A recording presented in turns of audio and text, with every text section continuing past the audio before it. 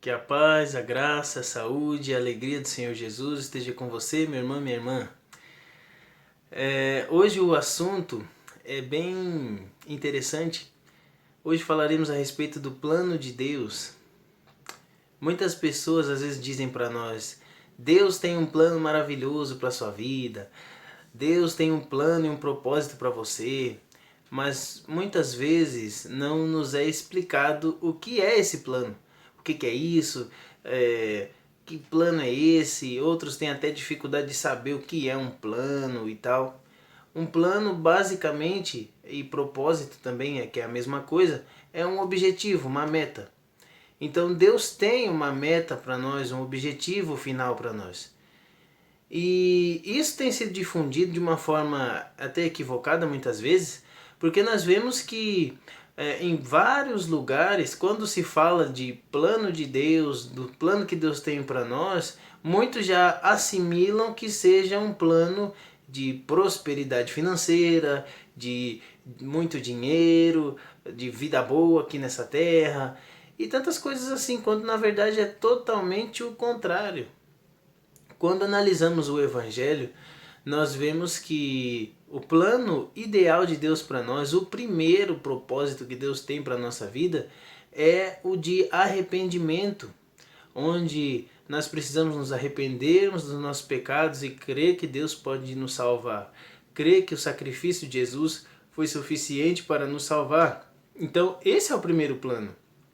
Não é venha para a igreja que tudo vai melhorar porque Deus tem um plano na sua vida, porque você simplesmente vai viver melhor, você agora, se Abraão era rico, você tem que ser rico. Não, Deus nunca disse isso.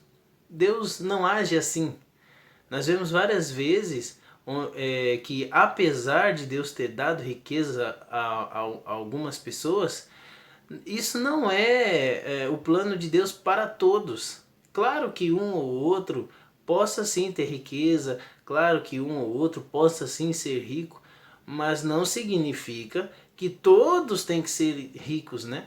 Até porque, se analisamos o caso mais de perto, nós vemos que a maioria do povo de Deus sempre foi pobre. A maioria das pessoas que acreditavam em Deus não tinham tanto dinheiro. Aí muitos podem alegar, mas Davi era rico, mas Abraão era rico, mas o fulano, Salomão, não sei quem, eram ricos, beleza. Mas João Batista era pobre, mas nós vemos que Jesus era pobre. Paulo, antes de ser um cristão, ele era nobre, mas depois ele ficou pobre também.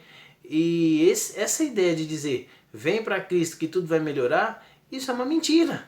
Porque na maioria das vezes, quando viemos para Cristo, aí nós enfrentamos as lutas, as provações, as dificuldades. E o que isso implica no plano de Deus, né? Basicamente podemos dizer que o plano de Deus para nós é que sejamos salvos. E é porque logo que Deus tem um plano para nós, mas ele vincula esse plano com outros mini planos que vão se intercalando um com o outro, vão se unindo um ao outro. O primeiro é de nos arrependermos e crermos no Evangelho.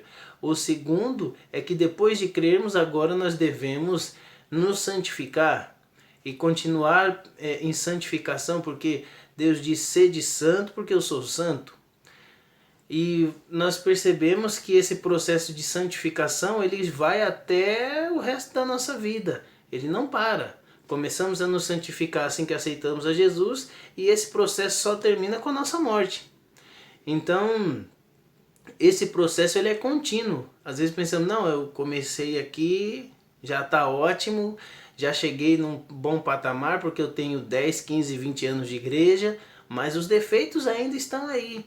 Apesar de Deus já ter mudado muita coisa depois de 10, 15, 20 anos, ainda tem coisas que precisam ser mudadas. Então, logicamente, esse processo de santificação, ele é intensivo e ele acaba sendo vitalício, porque não tem fim.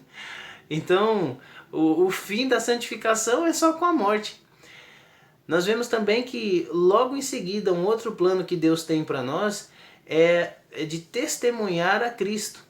A partir do momento que nós nos arrependemos, cremos no Evangelho e nos santificamos, logo nesse mesmo processo nós também começamos a testemunhar a outras pessoas a mudança que Cristo fez em nós, a mudança que Ele vem fazendo em nossa vida. Então, ao analisarmos esses propósitos que Deus tem, o maior propósito que Deus tem aqui para nós é o da salvação. E a salvação implica essas três coisas. Claro que também tem a questão da glorificação, mas isso vem com a volta de Jesus.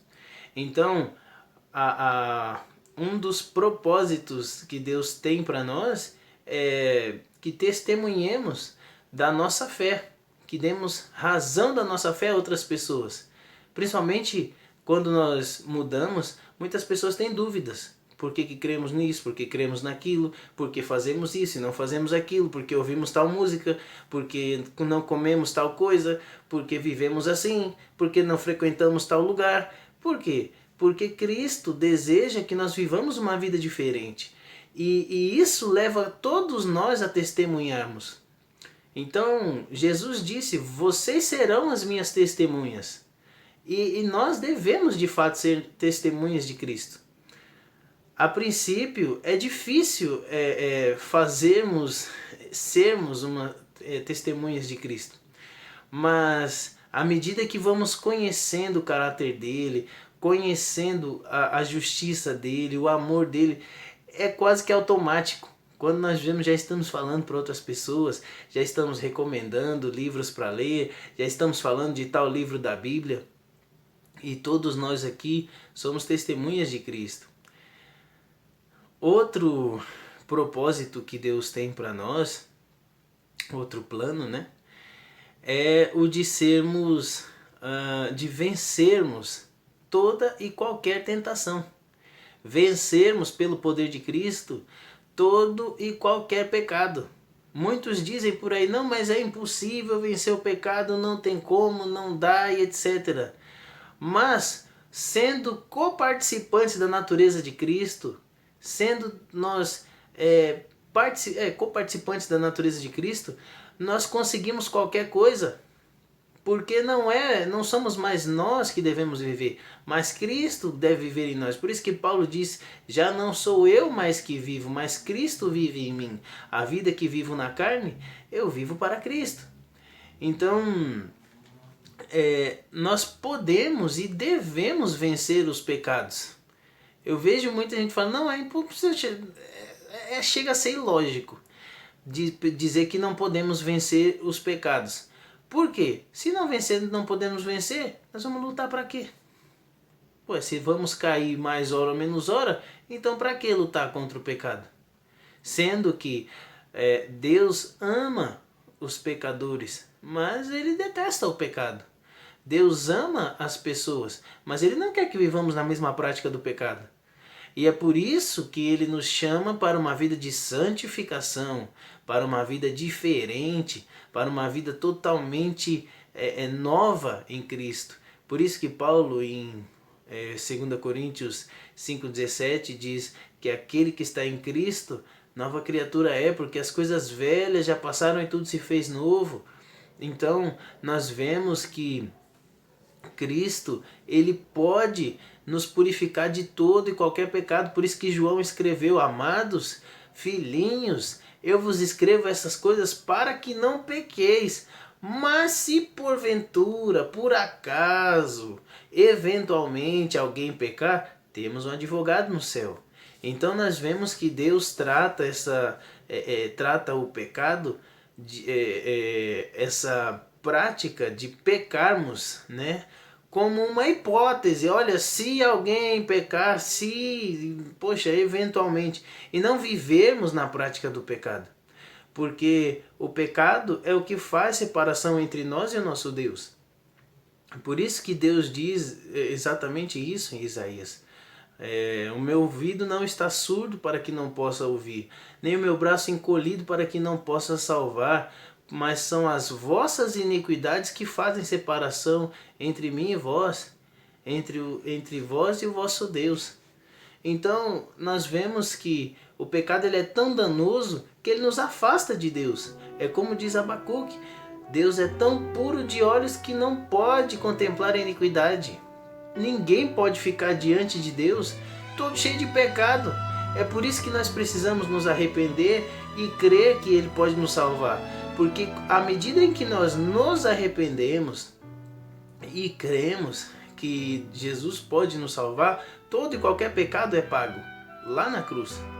Por isso Jesus morreu por nós, para pagar pelos nossos pecados, pois não temos condição de fazer isso.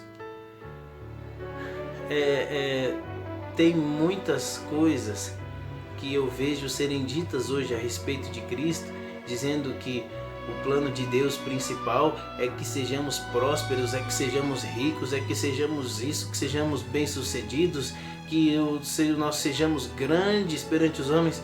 E não tem nada a ver.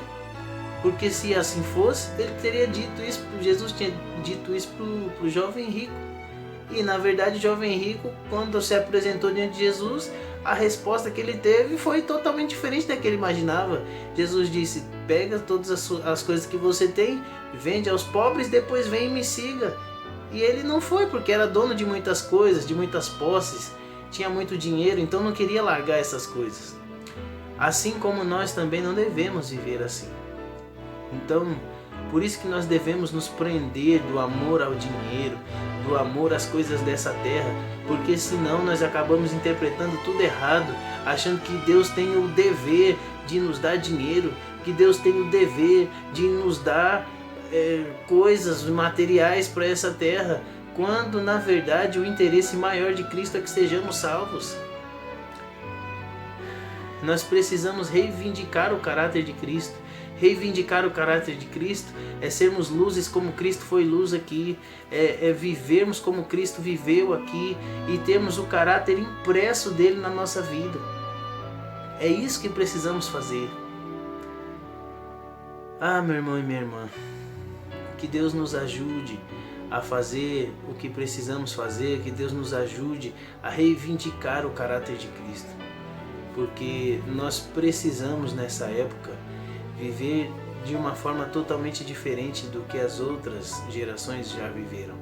Nós estamos muito mais próximos da volta de Cristo do que todas as outras gerações. Então, justamente nessa época, precisamos viver e fazer aquilo que nos foi designado. E depois dizermos com toda clareza para qualquer pessoa, já não sou eu mais que vivo, mas Cristo vive em mim. Crendo que o propósito dele é mudar totalmente a nossa vida, crendo que o propósito dele é fazer de nós pessoas sábias, sinceras. Esse é o propósito de Deus para nós. Esse é o plano que Deus tem para nós, que resgatemos outras pessoas que estão presas nas garras do diabo. E meu irmão e minha irmã, se essa mensagem foi boa para você, se essa mensagem tocou seu coração, que você curta esse canal, se inscreva nesse canal, curta esse vídeo e compartilhe com outras pessoas que também estão precisando dessa mensagem. E que a graça, que a paz, a saúde e a alegria do Senhor Jesus esteja com você.